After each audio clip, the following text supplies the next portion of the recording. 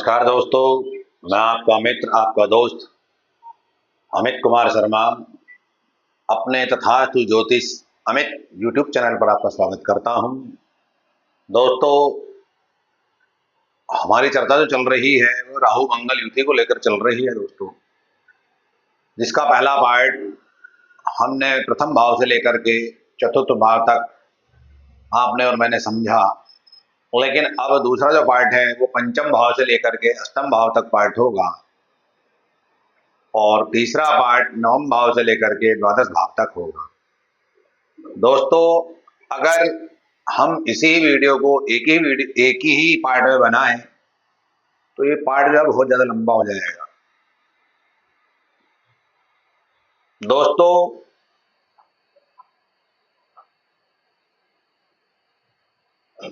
राहु मंगल जो युति हुआ करती है आजकल के परिवेश को देखते हुए ये बहुत ही बढ़िया भी है, लेकिन जो ज्योतिष के जानकार हुए हैं जिन्होंने, जो कि मैंने पिछले वीडियो में भी कहा है, राहु मंगल की युति को इतना कोई खास उन्होंने अच्छा नहीं माना है, सामान्य ही कहा है। लेकिन दोस्तों, आजकल का परिवेश जो कलिकाल कलयुग है, कलिकाल कलयुग में जो है भगवान श्री कृष्ण ने जो है कर्म को द्वापर युग में प्रधानता दी है और कलिकाल कलयुग वैसे भी जो है टेक्निकली युग है। तो व्यक्ति जितना काम करता है अपने जीवन में वो उतना ही फलीभूत हुआ करता है सुख सुविधाओं से। तो दोस्तों, अपने विषय की ओर चलते हैं। जब राहु मंगल पंचम भाव में होंगे, पंचम भाव हमारे किसका है? ये प्रेम का भी है, विद्या का भी है, संतान का भी है। अब जब बालक हुआ करता है तो उस टाइम में विद्या भाव रहता है। जब बालक से बड़े होते हैं तब ये प्रेम भाव भी हो जाता है और उससे बड़े होते हैं जब शादी हो जाती है तो ये बालक बच्चे का हो जाता है हमारे। जब राहु मंगल की युति पंचम भाव में होगी दोस्तों तो ऐसा जाता बड़ा ही ब्रिलियंट, बड़ा ज्ञानी, महाज्ञानी, ऐसा जातक ज्ञान के मामले में हर चीजों को एकदम जो है एक्सेप्ट कर लेने वाला, एक्टिव और एडवांस हुआ करता है। ऐसा जातक विद्या के मामले में बड़ा ही वेल क्वालिफाइड, हालांकि हो सकता है कि उसकी स्टार्टिंग एजुकेशन थोड़ी ब्रेक होकर के चल रही, लेकिन एजुकेशन वो पूरी ही प्राप्त करता है। मंगल और राहु जब पंचम भाव में जब कुछ बड़ा होगा तो ऐसे जाता है प्रेम के प्रति, लोगों से चाहता है प्रेम पूरा मिले, लेकिन कहीं ना कहीं सामने वाले जब प्रेम पूरा नहीं मिल पाता है तो ऐसा जातक स्वयं का ही नुकसान कर लेता है, अपना ही अहित करने लगता है, अपने आप को नुकसान पहुंचाना, अपने आप को चोट पहुंचाना। जब कुछ और बड़े हुई, जब शादी हुई तो ऐसे जातक के संतान को लेकर के प्रथम गर्भ जो है नष्ट होने की संभावना रहती है जब मंगल राहु यहां बैठते हैं दोस्तों। ऐसा जातक अपने ज्ञान से शेयर बाजार में, स्टॉक मार्केट में रहे तो उसको अच्छा लाभ होगा। अगर वो ट्रेडिंग में जाएगा तो कहीं ना कहीं जल्दबाजी के कारण उसको जो है नुकसान उठाना पड़ेगा। ऐसा जातक जो हुआ करता है कुछ जुगाड़ू प्रकृति का भी हुआ करता है, ये न कहने प्रकार है अपना काम सही कर लेना। अब जो जुगाड़ू प्रकार के व्यक्ति हुआ करते हैं दोस्तों वो बड़े तेज हुआ करते हैं। अगर मान लीजिए हमें किसी की जेब में से पैसा निकालना, कोई सामान्य व्यक्ति तो निकाल नहीं दे रहा, कोई तेज होगा तर्रार होगा तभी निकाल सकता है। तो इस प्रकार से जब राहु मंगल की यहाँ पंचम भाव में युति हुआ करती है तो ऐसा जो है देखने में आता है दोस्तों, जो कि ऐसा जातक हर प्रकार के विद्याओं का ज्ञाता हुआ करता है, भाषाओं का ज्ञाता, मतलब जब पंचम भाव में बुध हुआ करता है। ऐसा जातक हाँ जल्दबाजी के कारण अपनों से अलगाव भी पैदा कर लेता है, जो उसके चाहे तो वो उसके मित्रगण हो, चाहे वो रिश्तेदार हो, चाहे परिवार के हो। ऐसा जातक जो हुआ करता है इसके पंचम भाव में राहु मंगल की युति हुआ करती है दोस्तों, ऐसे जातक के जीवन में सफलताओं को प्राप्त करने के अवसर बहुत आते हैं, लेकिन ऐसा जातक ओवर कॉन्फिडेंस के कारण कहीं ना कहीं वो मात खा जाता है। कहते हैं अति सर्वत्र वर्जिएत, अति किसी भी प्रकार की हो दोस्तों, वो हर प्रकार से नुकसानकारक हुआ करती है। दोस्तों जब पंचम भाव में राहु मंगल की युति हुआ करती है तो ऐसे जातक से उसकी संतान भी दुखी रहने लगती है। उसकी संतान भी चाहती है तब हमारे माता पिता या माँ घर से बाहर जाएं और हमारे घर के अंदर सुख शांति आए। ऐसा जो है देखने में आता है। ऐसे जातक से कहीं ना कहीं उसके स्वयं के परिवार वाले भी दुखी ही रहते हैं। ऐसा जातक पेट संबंधित, मसल से संबंधित समस्या से भी जूझता रहता है। आइए छठे भाव की ओर चलते हैं, षष्ठ भाव की ओर। राहु मंगल की जब युति होगी दोस्तों तो यहाँ पे दोनों अति विशिष्ट कारक माने गए हैं। ऐसा जातक शत्रु हंता होगा, ऐसा जातक कोर्ट कचहरी में पैसा ज्यादा खर्च करने का शौकीन होगा जब राहु मंगल की यहाँ युति होगी। ऐसा जातक जिसका ले लेगा उससे उसका देने का ही नहीं, देने की इसकी नीति रहती ही नहीं। जिसका छठे भाव में राहु मंगल हो वो ऐसा जातक दूसरे का लेकर के देने की कोई उसकी इच्छा नहीं रहती है, बल्कि दूसरे का लेने की इच्छा रहती है। ऐसी बनावटी बातें करेगा दोस्तों कि जिससे कि सामने वाले को उस पर दया जाएगी और वो उसको दे देगा।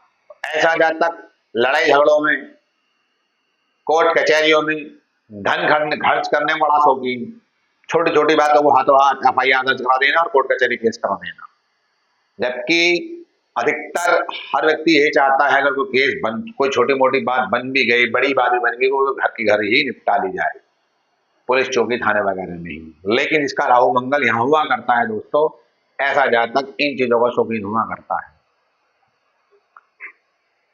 ऐसा जातक वर्क प्लेस पर चले जाओ तो वर्क प्लेस पर उसकी किसी से नहीं बनती है, सबको दबाने की कोशिश करता है। जातक चाहता है कि मेरा दबदबा रहे, ऑफिस में भी बॉस भी मेरा ये कहना माने, और जो सर्कल है उसका साथ करने वाला उसे भी वो अपने अंडर रखना चाहता है, वो भी उसका कहना माने। लेकिन ऐसा नहीं हो पाता है।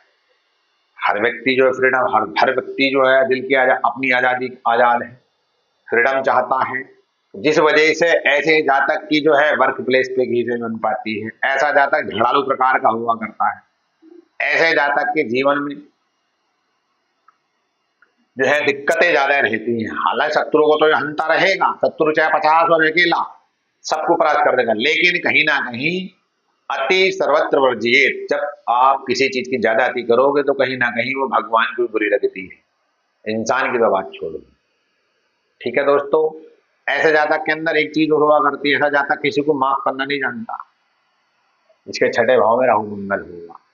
ऐसा जातक माफ करने ना करने के कारण कहीं ना कहीं वो समाज की निगाह में बुराई बन जाता है।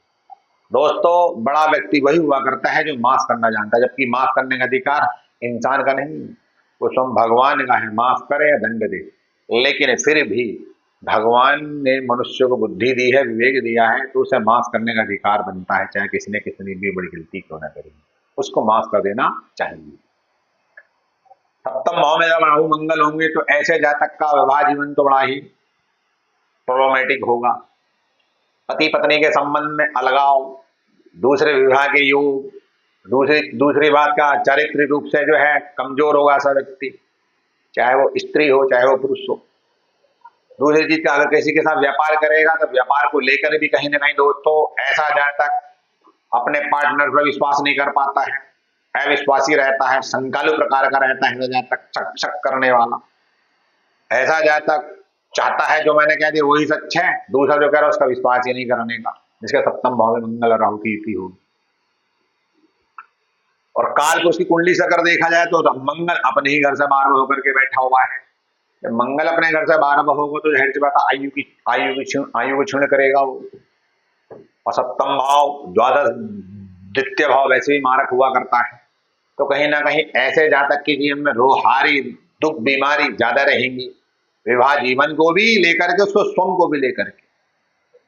अष्टम भाव जब राहु मंगल होंगे तो ऐसे जातक के जीवन में चोट चपेट, एक्सीडेंटल दुर्घटनाएं ज्यादा घटित होंगी। ऐसा जातक के चेहरे पर चेचक के निशान होने, सिंबल वगैरह होना किसी प्रकार का। दूसरी बात गुप्तांग पीड़ाओं से पीड़ित रहना। ऐसा जातक टेक्निकली माइंडेड भी होगा, जिसके अष्टम भाव में राहु मंगल होगा, रिसर्च पर अगर रहेगा, किसी न किसी खोज करने में रहेगा, चाहे वो किसी भी प्रकार की हो, खोजी मतलब खोजी प्रकार का ऐसा जातक हुआ करता है जिसके राहु मंगल अष्टम भाव में हुआ करते हैं। लेकिन ऐसे जातक के जीवन में सुख शांति नहीं मिल पाती। ऐसा जातक बड़ा ही बेचैन रहता है। अब बेचैन उसको आप अच्छे वे में ले लो या बुरे वे में ले लो। एक बेचैनी तो हुआ करती है हम किसी चीज की खोज कर रहे हैं और अपने लक्ष्य तक नहीं पहुंच पा रहे हैं। एक बेचैनी हुआ करती है चीज नहीं मिल पा रही। मतलब ये है कि व्यक्ति अष्टम भाव में जब राहु मंगल रहता है तो कुछ लोगों को देखने में यह आया है कि अपने लक्ष्य को प्राप्त ना करके जो है बेचैन रहते हैं। कुछ लोग ऐसे हुआ करते हैं कि दूसरों को देख के जलेसी और बेचैनी प्रकट करना, जिसके राहु मंगल अष्टम भाव में हुआ करते हैं। ऐसे व्यक्ति की आयु लंबी हुआ करती है, लेकिन उसके जीवन में चोट चपेट दुर्घटनाएं वगैरह भी ज्यादा होती रहती है, जिस कारण हो सकता है कि उसकी जो है मृत्यु तुल्य कष्टों से सामना करना पड़ जाए। दोस्तों, पंचम भाव से लेकर के अष्टम भाव तक हमने जो है पढ़ने का प्रयास किया। मैं समझता हूँ आप सबकी समझ में यह आया होगा। ये छोटी छोटी ही वीडियो जो है पार्ट वीडियो बनाई जा रही है दोस्तों। ओम नमः गौरी शिवाय। दोस्तों, अगर ज्योतिष संबंधित, हस्तरेखा संबंधित और मस्तक रेखा और वास्तु संबंधित कोई जानकारी चाहते हैं दोस्तों, तो आप डायरेक्टली कांटेक्ट कर सकते हैं। दोस्तों, हमारे चैनल को सब्सक्राइब करना ना भूलें, लाइक करना ना भूलें और शेयर करना ना भूलें। ओम नमः गौरी शिवाय।